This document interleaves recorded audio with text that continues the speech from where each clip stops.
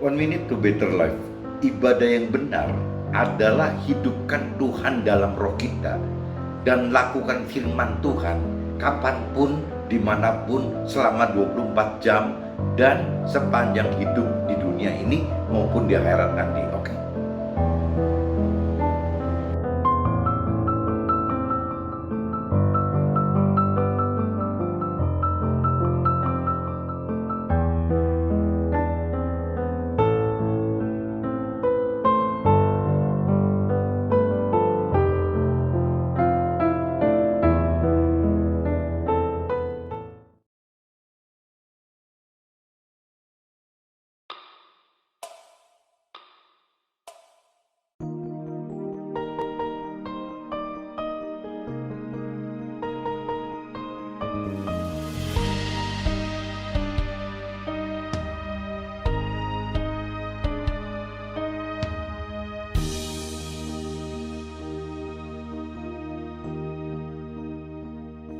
Bila kau izinkan sesuatu terjadi,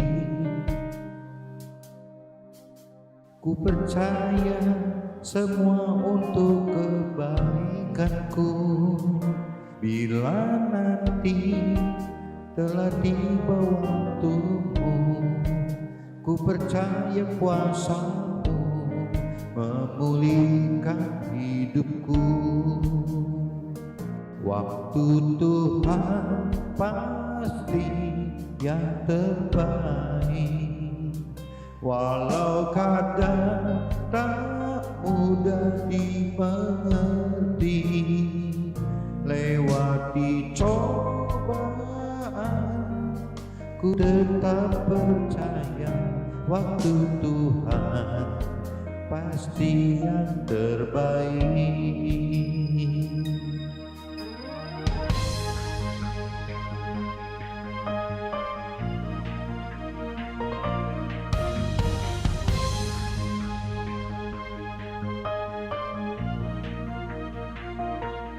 Bila kau izinkan sesuatu terjadi, ku percaya semua untuk kebaikanku. Bila nanti telah tiba waktumu, ku percaya kuasamu memulihkan hidupku. Waktu Tuhan pasti yang terbaik, walau kadang tak mudah dimengerti. Lewati cobaan, ku tetap percaya waktu Tuhan pasti yang terbaik.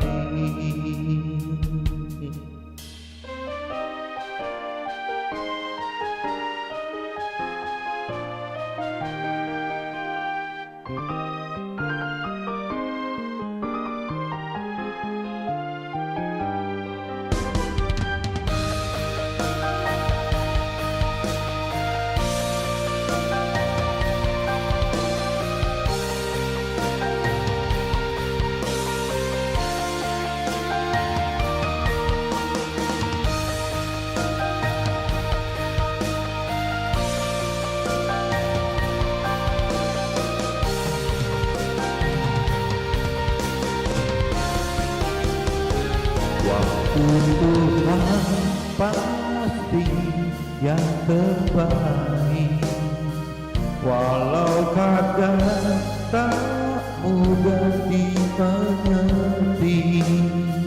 Lewati cobaan, ku tetap percaya waktu Tuhan pasti yang terbaik. Pasti yang terbaik, walau kadang tak mudah dimengerti. Lewati cobaan, ku tetap percaya waktu Tuhan pasti yang terbaik.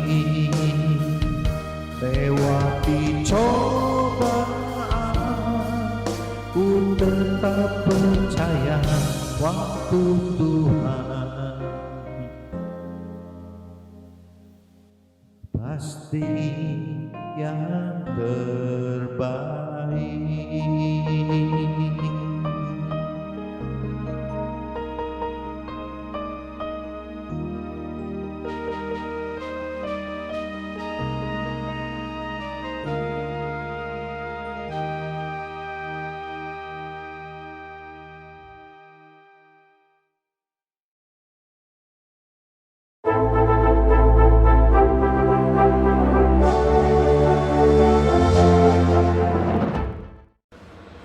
Jumpa kembali di MTT Journey Inspiration of Life. Pagi ini saya mau coba sharingkan gitu. Ibadah adalah hidupkan Tuhan dalam roh kita dan melakukan firman Tuhan gitu. Intinya gitu. Jadi ibadah yang benar itu adalah bagaimana kita hidupkan Tuhan di dalam roh kita dan melakukan firman Tuhan, apa yang Tuhan perintahkan dalam firman-Nya gitu. Seperti itu teman-teman. Nah ini terkait dengan kitab Matius teman-teman. Kitab Matius pasal 9 ayatnya coba kita lihat di 14 dan 17. Coba kita cari kitab Matius teman-teman. Kitab Matius pasal 9 ayatnya 14 sampai 17 gitu. Nah saya coba bacakan teman-teman. Ini perikopnya judulnya itu hal berpuasa teman-teman. Hal berpuasa. Kemudian datanglah murid-murid Yohanes kepada Yesus dan berkata, "Mengapa kami dan orang-orang Farisi berpuasa, tetapi murid-muridmu tidak?" Jadi Yohanes tanyakan seperti itu. Orang Farisi ya menanyakan begitu, kenapa kok kalau muridnya Yohanes puasa, kok murid Yesus enggak gitu. Terus jawab Yesus kepada mereka, "Dapatkah sahabat-sahabat mempelai laki-laki berduka cita selama mempelai itu bersama mereka gitu? Tetapi waktunya akan datang, mempelai itu diambil dari mereka dan pada waktu itulah mereka akan berpuasa." Nah ini kan di sini kan jelas sekali gitu teman-teman, bahwa Yesus ini kan memang menjadi utusan Tuhan itu kan sifatnya cuma sementara teman-teman. Yesus itu kan meninggal 33 tahunan gitu, 33,5 tahun meninggal gitu.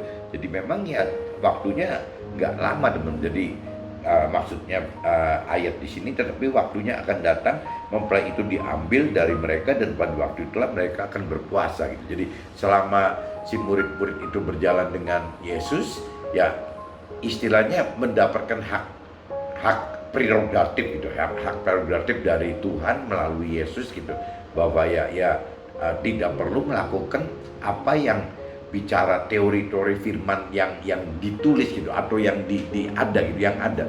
Karena bagi Tuhan Yesus itu adalah firman, firman yang hidup gitu. Jadi beda sekali. Jadi Yesus itu adalah perlambang firman yang hidup, sedangkan yang namanya murid-murid Yohanes gitu ya bicaranya dari sisi firman yang tertulis, firman yang baku gitu, yang tertulis di dalam kitab-kitab yang ada tempo hari, atau dari nubuatan-nubuatan yang diterima oleh si nabi-nabi ini dibagikan kepada murid-muridnya.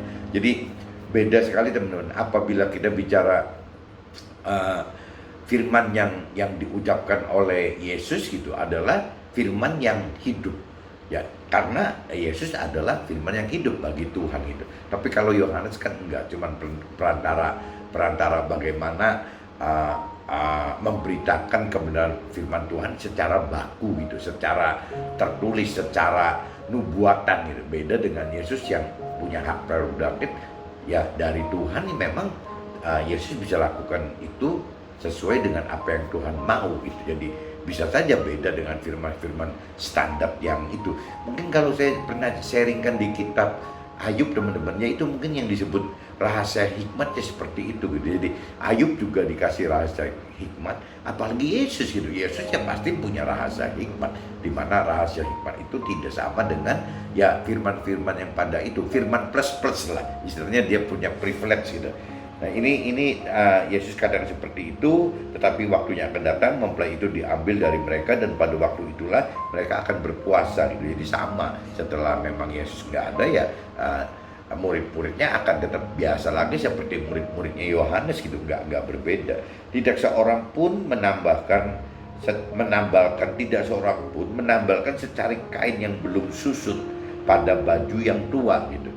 Karena jika demikian, kain penambal itu akan mencabik baju itu, lalu makin besarlah koyaknya.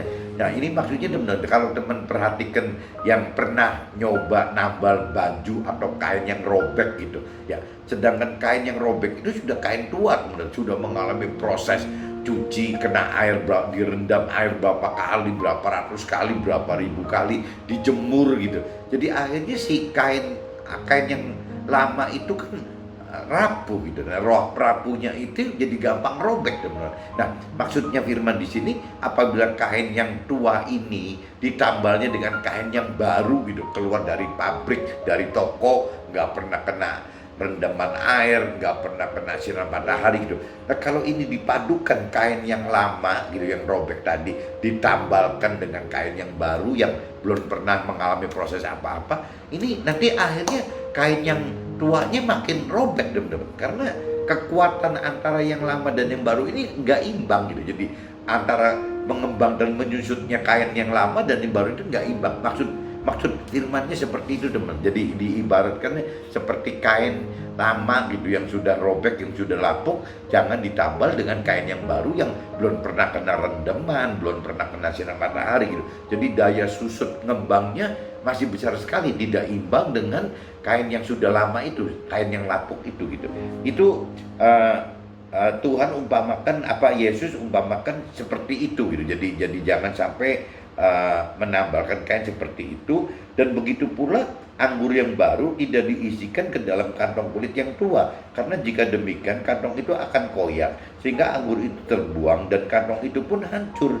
Tetapi anggur yang baru disimpan orang dalam kantong yang baru pula, dan dengan demikian dipelihara kedua-duanya. Nah, ini juga sama ibaratnya, cuma ini ibaratnya tadi bicara kain yang lapuk gitu, jangan ditambal pakai kain yang baru gitu, yang belum kena proses perendaman dan penjemuran matahari, sehingga susutnya kan beda. Nah, Yesus juga umpamakan satu lagi yang kirbat, jadi tempat anggur ya. Zaman dulu mungkin semua orang punya tempat anggur gitu.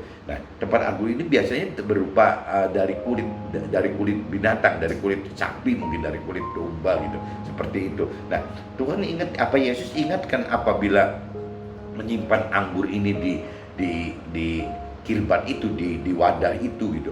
Tapi ceritanya wadahnya wadah lama, anggurnya anggur baru. Nah, ini sama, teman-teman. Ini jadi akhirnya antara reaksi anggur lama dan anggur baru, wadah yang lama dengan anggur yang baru ini ya tidak beda dengan yang tadi cerita kain tadi gitu. Jadi yang satunya sudah lapuk, sudah lama sekali, yang satu kainnya baru. Nah, ini sama, kirbatnya atau tempat anggurnya ini sudah tua gitu, udah lama, dikasihkan anggur yang baru. Nah, ini nanti ya kembali intinya susut suainya si anggur yang baru ini kan tidak bisa sama gitu dengan kekuatan si wadah atau si kirbat yang lama ini gitu. Jadi dua ini saya udah bacakan, teman-teman. Jadi saya udah habiskan cerita kitab Matius pasal 9 ayat 14 sampai 17 saya udah bacakan semua. Intinya gini, teman-teman. Jadi Tuhan ingatkan bahwa Yesus kasih perumpamaan seperti itu karena Tuhan mengingatkan bahwa yang namanya kalau kita lebih dalam mengerti akan firman Tuhan, pasti kita akan berubah, teman-teman. Ya, kehidupan kita, pengenalan kita, pengertian kita akan firman Tuhan, akan Tuhan itu pasti berbeda, teman-teman. Nah, kalau kita tidak tempatkan di posisi kita yang baru gitu, jiwa kita yang baru, tubuh kita yang baru, roh kita yang baru, akhirnya nggak bisa keterima, teman-teman. Ya, bagaimana bisa menerima hal-hal yang secara firman katakan harus seperti A gitu. Sedangkan jiwa kita, pikiran, perasaan, dan kehendak kita itu masih dengan ya kita sendiri gitu, dengan jiwa kita sendiri.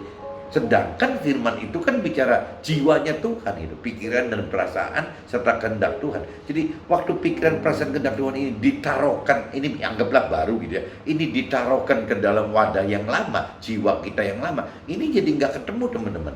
Jadi merobek yang ini malah. Jadi bahkan Yesus katakan ini bisa hancur dua-duanya nih gitu. Jadi yang namanya manusia lama kita dengan jiwa lama kita itu akan hancur gitu, oleh karena Ya ini pengenalan pengertian firman yang baru ini gitu. Ya jiwa di mana firman pengenalan pengertian akan firman ini adalah jiwa Tuhan, pikiran dan perasaan kehendak Tuhan gitu. Nah ini di jalan itu hancur. Jadi satu-satunya jalan bagaimana caranya apabila kita pengen berubah gitu, berubah untuk bisa menerima pikiran dan perasaan kehendak Tuhan, jiwa Tuhan, di mana isinya adalah firman-firman, perintah peraturan Tuhan gitu di dalam firman-Nya. Ini kita mesti benar-benar wadah kita, jiwa kita ini harus dirubah, teman-teman. Kita harus mengganti jiwa kita yang lama itu dengan jiwa kita yang baru. Pikiran kita harus baru, perasaan kita harus baru, dan kehendak kita mesti baru. Sesuaikan dengan apa yang pikiran, perasaan, dan kehendak Tuhan gitu. Nah ini baru bisa nanti firman Tuhan itu bisa betah gitu, bisa tetap di dalam kita, di dalam jiwa kita, tanpa hancur kitanya, jiwa kitanya gitu, tanpa firman itu jadi hilang sia-sia gitu. Maksudnya gitu teman-teman. Mudah-mudahan teman-teman tangkap maksud saya gitu. Jadi Yesus ibaratkan kain lama dengan kain baru gitu, wadah anggur yang tua dengan anggur yang baru. Ini sama aja dengan jiwa kita yang lama gitu. Jiwa kita berarti pikiran, perasaan, kehendak kita yang lama. Nah sedangkan yang namanya yang ini ya jiwa Tuhan, pikiran, perasaan, kehendak Tuhan. Nah ini kan hal baru untuk kita gitu. Nah ini kalau sampai kita Yesus ingatkan dan Tuhan juga ingatkan bahwa yang namanya kalau kita tidak ada pembaharuan, tidak ada transformasi dari jiwa lama kita ini berubah menjadi jiwa yang baru yang disesuaikan dengan pikiran, perasaan, kehendak Tuhan, ini akan robek. Robek ini berarti jiwa kita jadi kacau. Ya makanya banyak orang yang bilang kalau ikut Tuhan itu bisa gila loh, bisa nggak waras karena memang nggak kuat gitu jiwanya, karena dia bertahan dengan jiwa lama. Makanya Tuhan katakan di firman ini hancur gitu, hancur. Jadi kalau menurut saya orang-orang dunia katakan, saya beberapa kali dengar perkataan semacam itu dari orang-orang teman-teman yang belum mengerti firman Tuhan, selalu katakan begitu, hati-hati loh, jangan terlalu ngedalami urusan firman Tuhan, nanti bisa gila. Maksudnya gila itu enggak sesuai kebiasaan dengan manusia dunia pada umumnya gitu. Mereka katakan itu gila, enggak waras gitu, nanti jadi aneh gitu. Akan selalu dikatakan begitu. Kenapa? Karena memang ya Tuhan udah ingatkan, Yesus juga udah ingatkan bahwa yang namanya pikiran, perasaan, kehendak Tuhan di dalam firman itu apabila kita terapkan ke dalam pikiran, perasaan, kehendak manusia, ke dalam ke jiwa kita gitu, ini pasti berubah teman-teman.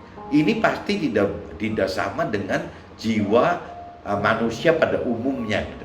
Ya akan sama cuman kepada jiwa yang memang orang juga sama gitu, yang mempunyai keinginan untuk berubah gitu. Nah itu ceritanya bisa sama, tapi rata-rata sih nggak sama gitu. Jadi kita akan masuk ke dalam lingkungan yang minoritas gitu dalam hal kalau kita merubah jiwa kita menjadi jiwa Tuhan itu, kita pasti akan masuk ke dalam komunitas yang minim gitu, yang sedikit gitu. Sedangkan manusia dunia yang tidak mengenal, tidak mengerti atau belum mengerti firman Tuhan lebih banyak, teman-teman, banyak sekali. Nah ini justru ujian cobaan buat kita gitu. Iman kita sampai di mana? Kita mau mengandalkan ketaatan kita ke Tuhan, takut akan Tuhan itu sampai seberapa jauh gitu. Nah ini yang dimaksud dengan ayat-ayat yang tadi dibaca itu seperti itu. Nah ini saya kaitkan teman-teman, kitab Matius 9 ayat 14-17 itu saya kaitkan dengan kitab Yohanes teman-teman, kitab Yohanes 4 gitu, karena ini terkait kitab Yohanes 4. Coba teman-teman cari kitab Yohanes 4 ayatnya 20-24. Kitab Yohanes 4 ayatnya 20-24. Coba saya bacakan teman-teman ya.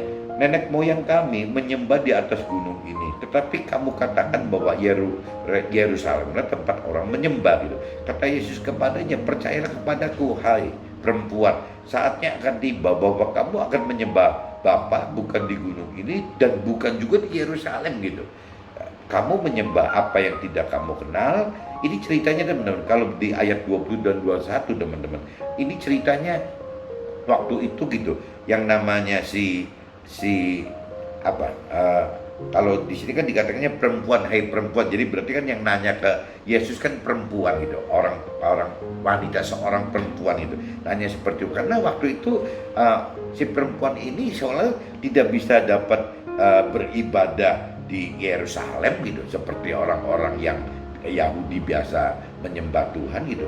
Tapi juga tidak bisa juga menyembah di gunung gitu, karena dianggap aneh, kok masa sih menyembah di gunung gitu, sedangkan yang benar itu kan menyembah di Yerusalem. Nah akhirnya si perempuan ini kan jadi terjebak sebenarnya, mau menyembah kemana gitu. Nah Yesus katakan, percayalah kepadaku, kepada Yesus, hai perempuan, saatnya akan tiba bahwa kamu akan menyembah Tuhan bukan di gunung ini, bukan juga di Yerusalem gitu.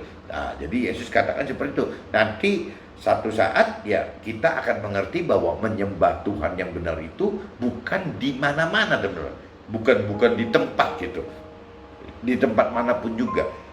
Nah ini saya lanjutkan, kamu menyembah apa yang tidak kamu kenal, kami menyembah apa yang kami kenal, sebab keselamatan datang dari bangsa Yahudi. Tetapi saatnya akan datang, dan sudah tiba sekarang, bahwa penyembah-penyembah benar akan menyembah Tuhan dalam roh dan kebenaran, sebab Tuhan menghendaki penyembah-penyembah demikian. Ini saya coba langsung universalkan teman-teman ya, supaya bisa jadi teman-teman di luar Nasrani juga bisa ketangkap gitu. Allah itu roh, dan barang siapa menyembah Dia harus menyembahnya dalam roh dan kebenaran. Jadi Yesus katakan seperti itu teman-teman, bahwa menyembah itu bukan identik dengan harus di Yerusalem gitu, bukan begitu, bukan hanya di tempat tertentu saja gitu. Menyembah itu versi Yesus gitu, bahwa Tuhan menghendaki menyembah Tuhan Allah itu adanya di roh kita gitu, di roh kita. Jadi roh kita dan sesuai firman gitu. Makanya Yesus tekankan di sini bahwa Allah itu roh, dan barang siapa menyembah Dia harus menyembahnya dalam roh dan kebenaran. Jadi Yesus tekankan di sini bahwa Allah itu roh loh. Allah itu berarti ada maha hadir dimanapun juga gitu. Bahkan di firman yang lain dikatakan bahwa Tuhan itu meninggalkan roh Tuhan di dalam roh kita gitu. Yang saya sering katakan bahwa kalau di orang Nasrani disebutnya Tuhan meninggalkan roh Tuhan di dalam kita, kita sebut Roh Kudus gitu. Orang Nasrani nyebut Roh Kudus. Tapi kalau sharing dengan teman-teman saya yang di Muslim katanya gitu, yang namanya roh Tuhan itu adalah identik dengan nur. Jadi nggak beda teman-teman, Roh Kudus dengan nur itu nggak beda di pengertian saya dan teman-teman sharing saya gitu. Yang Muslim katakan seperti itu. Nah cuman saya kurang sharing dengan teman-teman yang bukan Muslim, bukan Nasrani, sehingga saya nggak mengerti apakah ada istilah Roh Tuhan nggak di agama mereka, saya kurang mengerti gitu. Tapi kalau di Nasrani dan Muslim saya sering sharingkan sama gitu. Jadi Roh Tuhan itu, jadi Tuhan katakan di sini bahwa Allah itu roh. Yesus katakan itu, Allah itu roh gitu. Dan barang siapa menyembah Dia, barang siapa menyembah Tuhan Allah gitu, harus menyembah Tuhan Allah dalam roh dan kebenaran. Dalam roh itu berarti kan bukan dimanapun bisa, karena roh di dalam roh itu kan berarti dalam roh kita. Roh kita berarti roh kita itu kan 24 jam juga tetap ada di kita, teman-teman. Berarti bukan harus di tempat tertentu baru bisa menyembah Tuhan, harus bisa beribadah untuk Tuhan gitu. Jadi versi Yesus bahwa yang namanya menyembah atau ibadah kepada Tuhan secara benar itu adalah ya di mana saja, karena kita ada roh di dalam kita, itu ada roh itu yang bisa menghidupkan Tuhan di dalam roh kita, yaitu Roh Kudus itu gitu, melalui Roh Kudus itu gitu. Jadi kita semua memiliki Roh Kudus dan nur gitu ya, dan mungkin agama lain juga sama. Intinya ya kita bicara bahwa kita belajar menyembah, ibadah kepada Tuhan itu jangan dibatasi oleh ruang gitu teman-teman, ruang dan mungkin juga waktu gitu ya, karena kembali lagi karena ada di dalam kita, berikan 24 jam juga yang namanya Tuhan itu ada di kita gitu.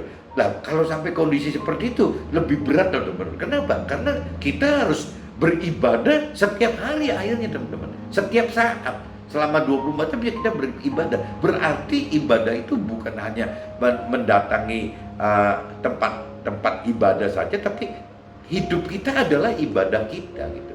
Nah ini kan berat teman-teman. Kalau misalnya orang bicara yang artikan bahwa ibadah itu harus di tempat ibadah dalam waktu-waktu tertentu gitu, ya berarti kan ada waktu-waktu yang tidak beribadah, dianggapnya kan begitu. Dan ada tempat-tempat yang tidak untuk beribadah gitu. Makanya kadang-kadang kalau di tempat ibadah orang jadi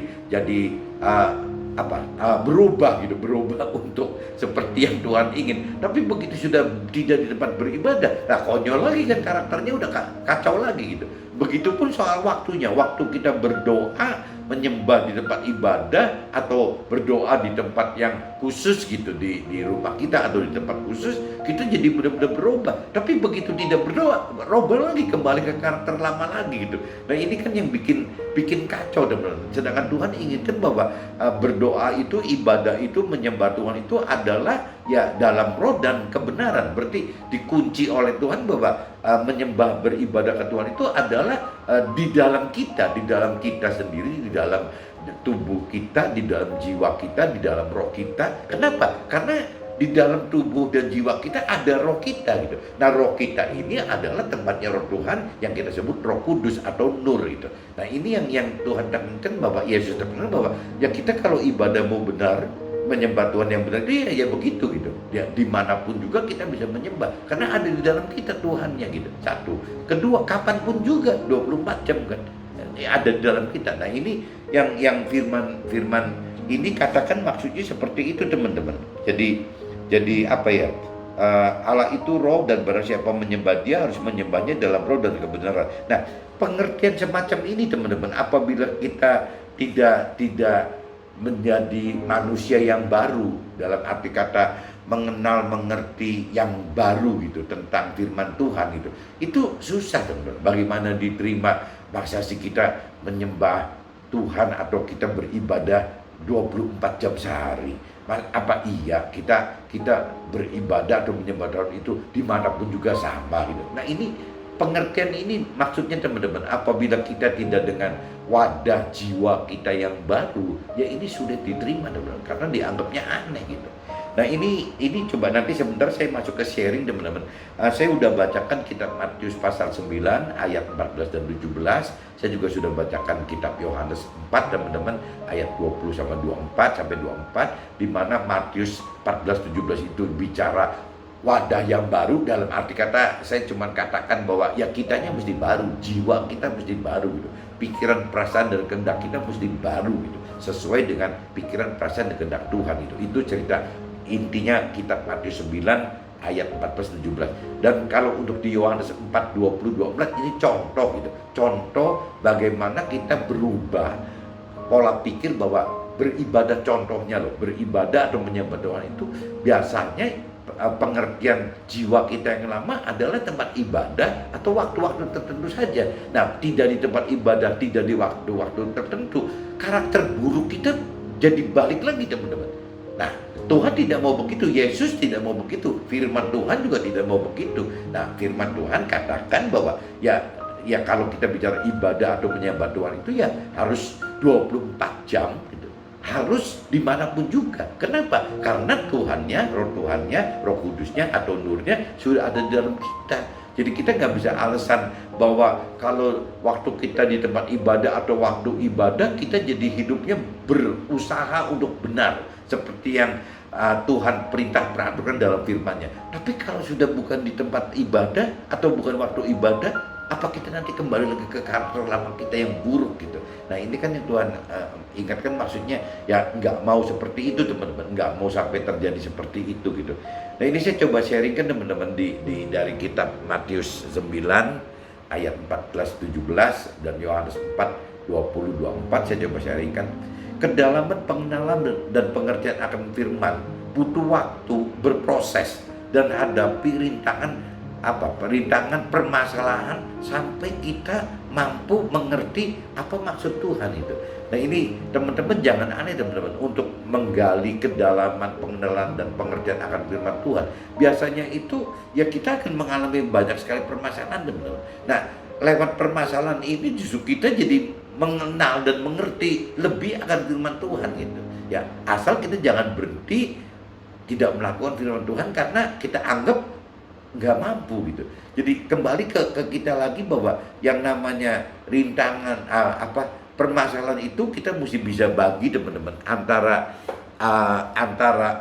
itu adalah halangan gitu, atau itu adalah rintangan. Kalau di dalam Tuhan, di dalam firman Tuhan, pengennya kan yang namanya permasalahan itu adalah alat untuk menjadi rintangan kita, menaikkan pengenalan kedalaman, menaikkan level iman kita, dan menggali kedalaman pengenalan pengertian akan firman kita. Kita butuh rintangan, teman-teman. Butuh permasalahan untuk jadi rintangan. Tapi kalau orang dunia, teman-teman, nggak bisa nganggap itu rintangan, itu dianggapnya permasalahan itu adalah halangan gitu. Jadi akhirnya berhenti, bahkan bisa frustasi, bisa depresi.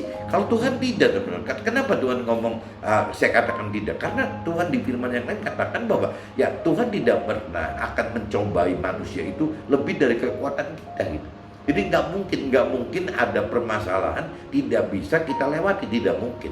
Kalau semua permasalahan bisa dilewati, itu namanya bukan halangan, itu namanya rintangan itu. Tinggal kita mau nggak tetap menghadapi permasalahan tersebut, kita tetap hidup dengan di dalam jalan firman gitu, dalam perintah peraturan Tuhan dalam firman, dan juga kita hidup bersama Tuhan, menghidupkan Roh Tuhan bersama kita untuk bisa mampu melintasi rintangan tersebut, melalui rintangan tersebut gitu.